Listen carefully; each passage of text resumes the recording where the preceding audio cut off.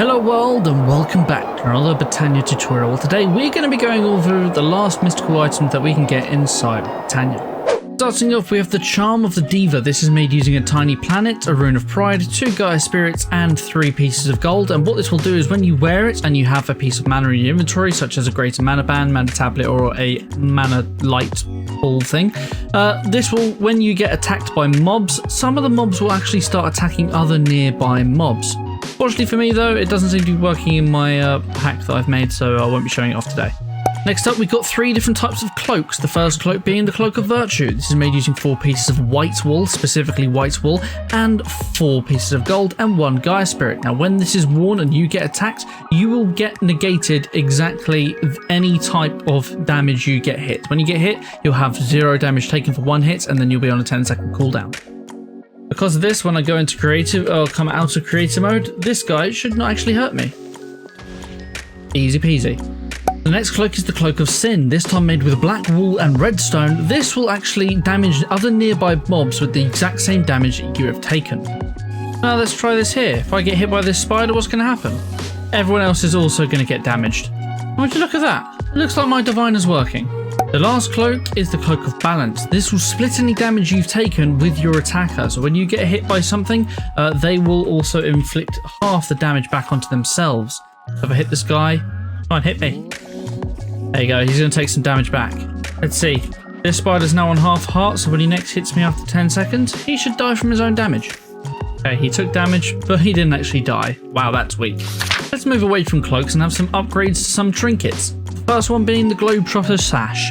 This is going to be using the Soldier's Sash as a direct upgrade, using 2 pieces of Elementium ingots and 1 Gaia Spirit. When you have this and you have it equipped, you can now run a lot faster than the Soldier's Sash, as you can see here.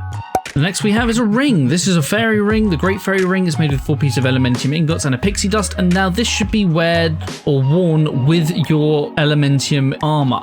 As when you wear this ring, it's basically going to increase the chance of pixies spawning when you get damaged. Now we have an amulet. This is the Nimbus Amulet. Similar to the Cirrus Amulet, it's basically an upgrade with a Cirrus Amulet itself, 1 Elementium ingot, 2 pieces of white wool, a Gaia Spirit and 4 Ghast Tears. This will allow me when worn while in survival to triple jump. So here we go, we've got 1, 2 and 3. The next ring is pretty simple, the Ring of Far Reach, made with 4 pieces of Elementium ingots and a Rune of Pride. This will increase your reach by 3 blocks. Very, very simple. So right now I can't see from here. When I equip this, I can now see over there. I can now do it from really far away. The next trinket is quite powerful. It's the Flugel Tiara, made with 4 pieces of Gaia Spirit, a bottle of Ender Air, 2 Elementium ingots and a feather. This will allow you to have survival mode creative flight. It doesn't last forever. When I have it equipped, it will use mana, and as you can see, I have got some new wings on my hotbar, as you see here. This is where I am going to be flying, so I can just double jump, and now I can fly, and that will slowly tick down. It lasts quite a long time, as you see, which is pretty cool, but you can fly it as much as you want as long as this timer is there. If you do run out of flight, don't worry. If you start falling, you can hold down shift, and then you'll just start gliding easily down to the ground, but you will keep traveling in the forward direction, so be careful of that. You still do have to take control. As well as this, something you can do is if you're not running, you can sort of dash with this as well. It doesn't really work when you're on the floor, but when you're flying, if you hold completely still and then press W and control at the same time, you'll do this dash effect. As you can see, it has a cooldown. So you can't keep pressing control from here, so you do have to slightly stop and then press W and control again. So it is pretty seamless and you can get it to work quite consistently, but it's just another way of flying a little bit faster. Now, something else in the book it says that you can do is you can actually change sort of the color of it or the style of it. So you can add different other types of quartz, which I'm not going to show you how to make in order to just give you a little different design. The next thing is to do with item storage, the Blackhole Talisman. This is made using 3 pieces of Elementium ingots, another bottle of Ender Air and a Gaia Spirit. And what this will do is allow you to store infinites of any one type of item. So if I go into creative mode, what I can do is spawn this in. And let's say I would like to spawn in a load of stone. You have to do a shift right click, and then we have stone being on here, as you see. At the moment though, it is inactive. All you have to do is simply right click in the air, shift right click in the air, sorry, and this will activate it. Now note that you do have to have a block selected before you can activate it. So when you first get it, you can't activate it right away. The So now we can pick up stone. Now this works even in creative mode, so as soon as you actually get any stone in your inventory, so if I spawn it in here, you see it instantly gets sucked away. So in here I now have 6 stone. What I can do as well though is if we get rid of it and I fill up my entire rest of my inventory with stone, when I activate this, it's instantly going to suck it all up, and now it's all going to be inside. Now what are the things I can do is that I can actually place these into the world, and it'll tell me how much I have left after each placement. And when I am inside a workbench, what I can do is right click with these here, and you can see it will give me 64 stone right outright. I can also, the best way to probably use this when you're obviously in survival mode, and you can put it in your little crafting table to get out some stone. This one is a little bit overpowered. This is the Life Aggregator. This is made using 2 Elementium ingots, a Dragon Stone, 2 Ender Air bottles, and 4 Gaia Spirits. And this will allow you to pick up any spawner in the world. So I've just spawned in here a pig spawner, as you can see here. And with the Life Imbuer, what I can do is just with one right click, it will pick it up, and then you have the ability to put this spawner down. Now this is a one-time use. As I'm in creative mode, I can use it multiple times. If I go back into survival mode now and right click it down, as you can see, it does break. Sort of the opposite to this is the Life Imbuer. This is made using 2 blaze rods, an Elementium ingot, 4 blocks of prismarine, a full block of mana steel, and a bottle of ender air. And what this will do is allow you to actually spawn mobs without you being there with a mob spawner. So as you can see, as a vanilla concept, you can only activate it when it is so close. So as you can see, I'm not close enough for it to activate. But if I go over here and place down a Life Imbuer, what you are going to need as well is also a mana pool, and you will have to have it being powered with a mana spreader. Now I did make a small error, but I've changed it now. The Imbuer actually needs to be on top of the spawner. Now as you can see, there's no flames because I'm far enough away, but it is still giving it a constant supply of mana, so more pigs are going to spawn. This is going to spin up slowly, and then it's eventually going to spawn more pigs. And there we go.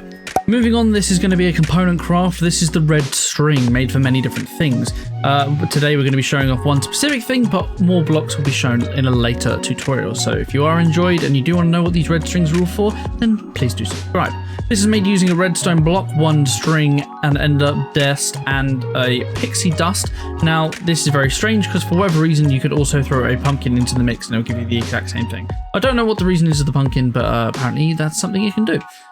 Now we are using the red string in order to make these luminizers. The luminizers are basically a travel system which is behind me, and this is made using a dragon stone and a 2-piece of glowstone nut and the red string. Now as you can see here, it's all a bit strange, so I'm going to spawn in some fresh ones just to demonstrate how you set it up. So with the luminizer you have to place 2 down. Now these can work up to 20 blocks away, and they're a way of transporting either the player or any types of entities. Now they must be bound using the Wand of the Forest, so hold shift right click on here and bind, and then shift right click on the other. You can see that we're now going to slowly get this little wave sort of icon in between. So if I right click on this here now, I'm going to start traveling to the other side. Now this is an end point because it can only go in one direction, meaning that obviously I will just get jumped off at the end. However, if I now bind this the other way as well, what will happen is this is now made as a loop. So it's going to go back and forward, back and forward. Luckily, you can just hold left shift and you will dismount. This is a good way of going up between floors, because something you can do with the luminizer as well is you can actually go through the ground. So if I go under here and link it back up to this, what can happen is I will jump down here, right click on this, I'm going to go phasing through the floor and across and then back over, and then I'm back in the infinite loop because it's not bound back down. So it's pretty cool. You can go up and down with this floor. Now there are some upgrades to the luminizer. There are 3 different types of other luminizers you can get. If you add redstone to it, you will get the detector luminizer. If you add the lever to it, you'll get the toggle luminizer. And if you get a redstone torch to it, you can get a fork luminizer. Now in order to demonstrate this, we're going to be using a little friend of ours. We're going to use Mr. Bean the cow.